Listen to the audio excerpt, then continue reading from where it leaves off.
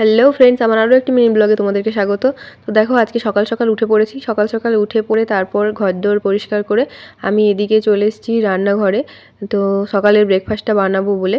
আর এই দেখো, আমি এখানে আজকে ঘুগনি বানাবো। তো পুরো সপ্তাহতেই তো এটা ওটা করে খাওয়া হয়, তাই ভাবলাম রবিবার দিন তখন একটু ঘুগনি বানাই।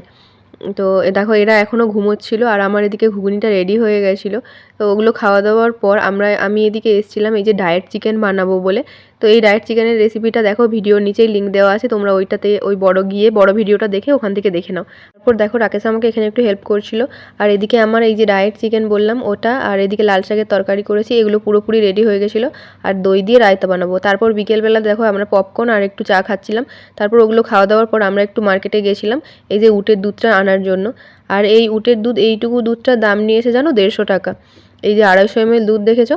তো ওটা আনার পর এনে আমরা রাত্রেবেলাতে এখানে আমি এই যে এগ স্যান্ডউইচ বানাচ্ছিলাম। তো তো এটা এখানে যেভাবে বানাই আমি সেভাবেই বানিয়েছি। তোমরা এটাই আমার বড় ভিডিওতে গিয়ে রেসিপিটা চেক করে নাও। ভালো লাগলে লাইক করো, কমেন্ট করো এবং সাবস্ক্রাইব